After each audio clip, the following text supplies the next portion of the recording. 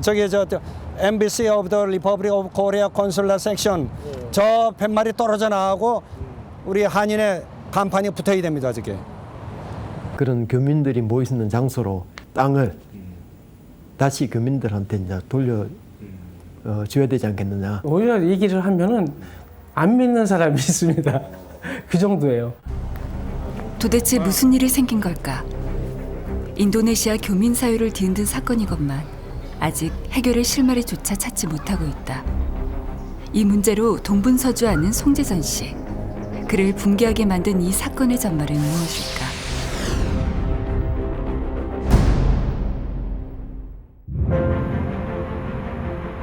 여러 한국계 기업들이 입주해 있는 한국회관, 그리고 이 한국회관의 재단 이사장을 맡고 있는 송재선 씨. 그는 청년 시절 처음 주재원으로 인도네시아와 인연을 맺은 이후 지금까지 이곳에 살고 있는, 그래서 인도네시아 한인 역사의 산 증인이라 할 수 있는 인물이다. 그는 8년째 구 한국학교 부지를 되찾기 위한 운동을 벌이고 있다.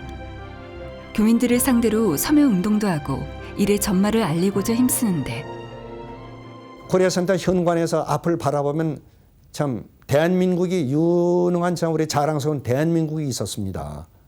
대사관.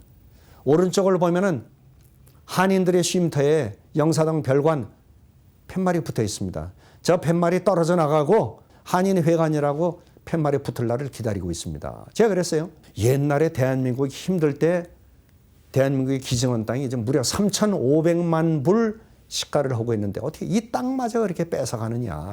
그의 한국회관 맞은편엔 한국 대사관이 있다.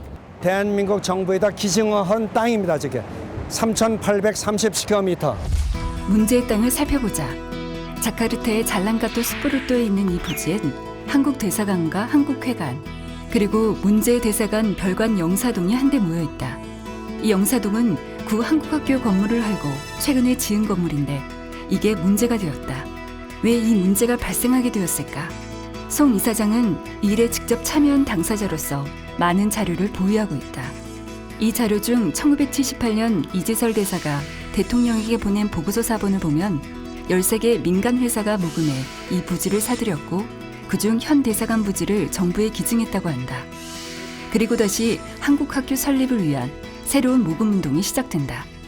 최계월 회장님을 중심으로 해가지고 최계월 회장님 13만 불을 주셨고 나머지 현대 제가 근무했던 국제실업 이렇게 해가지고 총 37만 5천 불을 학교 기금으로 또 모금을 했습니다. 그래서 대통령께서 주신 5만 불은 아예 장학기금으로 제껴놓고 37만 5천 불을 가지고 학교 땅 1270스퀘어미터를 사는 거를 내고가 다 끝났는데, 대통령이 보내준 기금이 계기가 되어 시작된 한국학교 건립사업. 당시 교민들은 기존 부지 옆에 붙은 땅을 학교 건립 용도로 구매하려고 했다. 인도네시아 정부에서 외국인 내지 외국 회사에서는 부동산을 매입할 수 없는 이제 이런 문제에 봉착을 했어요. 그래서 이 문제를 이세설 대사님이 전해 들으시고 한국 학교를 짓는 부지를 매입을 하는데 그럼 대사관 이름으로 삽시다 해서 이 1270스퀘어미터를 대사관 이름으로 매입을 하면서 그 당시에 기록에 남겨놓은 게 있습니다. 이 서류를 보면 이 모금에 참여한 업체들의 이름과 기증한 금액, 대통령이 준 5만 불을 장학기금으로 돌린다는 내용 등이 수록되어 있다. 그리고 인도네시아 법규 문제로 한국 학교 부지를 형식적으로 대사관 소유로 한다고 명기해 놓았다. 또한 현 자카르타 한국국제학교 홈페이지 학교 연역에도 실사용권이 영구적으로 한국 학교와 한인회에 있다는 걸 이재설 대사와 합의했다는 내용이 있다.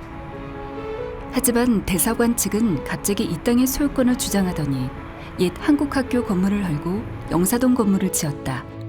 2011년 당시 한인회장 S씨가 정부에 이 부지를 기부 체납했다는 게 이 조치의 근거였다. 하지만 국유재산법에서 정한 서류적 근거를 갖추지 못했고 한인회 내의 의사결정 과정도 거치지 않은 그야말로 이상한 조치였다. 한인회 회장께서 캠빈스키 호텔에서 한인들한테 기부 체납을 했다고 하는 바 대사관에서는 기부 체납에 관련된 자료를 보관하시고 그거를 우리 한인들한테 공개를 해야 됩니다. 전혀 연락이 없는 거예요. 한인의 부회장을 2명을 만났습니다. 그게 물어봤더니 전혀 모르는 사실이에요. 아하, 이게 문제가 있구나. 그는 청와대와 여러 기관의 민원을 놓고 이 조치를 되돌리기 위해 백방으로 뛰어다녔다. 하지만 모든 게 허세였다. 기관들은 다른 기관에 서로 책임을 떠넘기곤 했다. 정부 예산이 투입이 됐으면 토지 매매 계약서 원본도 대사관에서 보관을 해야 되지 않습니까? 원본은 제가 가지고 있어요. 제가 가지고 있습니다. 그리고 그래서 제가 하도 답답해가지고 권익위원회도 쓸데없고 저 외교 기획감사실도 그렇고 청와대도 이렇고 그래서 모든 게 막히자 그는 이 사실을 교민사회에 널리 알리기 시작했다. 예, 당연히. 그러자 교민사회에 긍정적인 여론이 형성되기 시작했다. 장소 자체가 우리 교민들이 힘을 합쳐서 준비했던 거고 또 상당한 기간 동안 우리 교민들이 학교로 사용했었고 그러면 학교가 옮겨가고 난 다음에는 당연히 그 장소는 교민들한테 돌아와가지고 교민들이 필요한 장소로 활용할 수 있어야 되겠죠. 그죠? 전혀 이해가 있을 수가 없는 일이죠. 오히려 제 국가 땅을 저 교민들이 뺏었다면 모르는데 이거 거꾸로 아닙니까? 말도 안 되는 소리죠. 원래 여기 교민 지금 무지 많지 않습니까? 교민회관을 만드시려고 송 회장님 굉장히 애를 많이 쓰고 그러셨는데 2011년도에 어떤 어떤 협의도 없이 임의대로 그냥 영사관 건물 딱 앉혀놓은 거잖아요, 지금.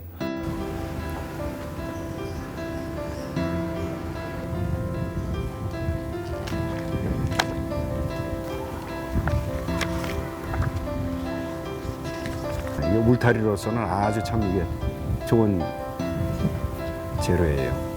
한국학교는 이곳으로 이전, 자카르타 한국국제학교로 다시 태어났다.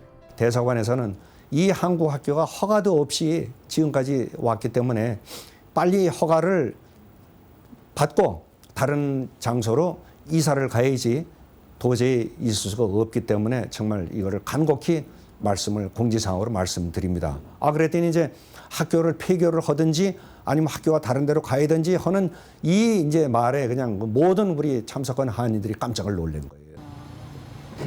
이 문제로 인해 다급하게 추진된 한국학교 이전 과제. 결국 부지를 구하는 일은 그의 몫이 되었다. 그날서부터 이제 한국 학교를 세울 자리를 그냥 물색을 한 거예요. 밤낮으로 돌아다니고 현지 직원들을 시키고 여기 또 부동산 관련된 현지인들한테 부탁을 하고 해서 지금 한국 학교, 국제학교가 서 있는 저 땅 21,573 스퀘어미터를 찾아내기 위해서 무려 10개월이 걸렸었어요. 부지 문제를 해결하자 뒤이어 건축물 설계도 형평상 또다시 그의 몫이 되었다. 그렇게 해서 다시 개교한 자카르타 한국국제학교. 이 학교는 빠른 성장세를 보임에 따라 확장을 준비했다. 하지만 그 용도로 추가 구입한 땅에 큰 문제가 발생한다. 이 땅이 첫째 등기가 없는 땅이고 1990년도에 저 한국학교 땅을 찾을 때 이미 제가 다 거친 땅이에요. 이거는 정부 소유 땅입니다. 정부. 이제 길 건너편에 12,000스퀘어미터. 이것이 한 6,000스퀘어미터. 양쪽을 샀는데 학교 측으로부터 급하게 이 문제 해결을 부탁받았다. 그는 지적도를 보는 순간 사기당했음을 직감했다고 한다. 인도네시아 국유지를 어떤 개인이 내놓았고 이를 속아서 산 것이다. 이 사건은 엄청난 손실을 가져왔다. 이건 등기도 없는 땅이니까는 어디 가서 원본 대조표를 하고 뭘 확인할 방법이 없는 거예요. 그냥 공증인 사무소에 계약을 하면서 그냥 75% 나가죠. 그래가지고 소송을 붙었는데 1심, 2심, 3심 다 지어가지고 그 토지 사기당한 그 토지 비용하고 소송 비용하고 한 50만 불이 날아간 거예요. 150만 불이. 이 한국 학교에 문제가 또 발생한다. 바로 역사 왜곡 문제였다. 당시 학교재단 이사장이었던 S 이사장과 관련된 기록이 사실과 달랐던 것이다. 기부 금액을 부풀린 데다 많은 이들이 모금해서 마련한 학교 부지를 그의 회사에서 기부했다고 허위 기재한 것. 학교가 성금 내역, 건축 기금 성금 내역에 보면은 그 라고 하는 회사는 20만 불 낸 것밖에 없어. 다른 회사하고 똑같아. 재단 이사장이라고 해서 단 한 푼 더 낸 것도 없어. 성금 낸 장부도 조작을 한 거예요. 옛 한국학교 부지 문제와 마찬가지로 이 학교 역사 왜곡 문제 또한 벌써 몇 년째 해결의 기미가 보이지 않고 있다. 잘못을 발견했을 그 순간에 잘못을 받아들이고 사과를 하고 수정을 해야 이것이 아름다운 사회지. 이거는 있을 수가 없어. 이해를 할 수 있는 이해가 안 되죠. 하려고 들어도 안 되죠. 그쪽에서 쪽에서 아마 좀 정부에 잘 보이고 싶거나 무슨 뭐 훈장이라도 타고 싶었는지는 모르겠지만 있을 수 없는 짓을 지들이 한 거죠. 자신의 아들과 딸이 공부했던 한국 학교. 젊은 날의 땀과 열정이 흠뻑 배어있는, 그리고 수많은 사연을 간직한 학교를 볼 때마다 그는 깊은 감회에 젖는다. 참 가슴이 찡합니다. 오로지 거의 밤낮으로 오로지 한국 학교 역사 잘못됐으면 오케이, 미안합니다, 죄송합니다. 자, 됐습니다. 이제는 이제 잊어버립시다. 이제 새로운 역사를 더 시작하십시다. 이거고, 한인회관 그 당시에 우리 한인들이 250명밖에 안 되는데 지금 6만 명, 7만 명이라고 하는데 한인회 회관이 없습니다. 왜 우리의 것이 있는데도 이걸 우리 밥그릇을 찾아야 될 거 아니야. 그렇죠?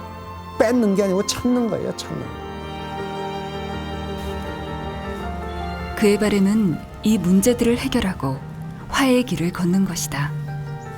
그래서 인도네시아 한인의 역사를 다시 아름답게 써내려가는 것이다.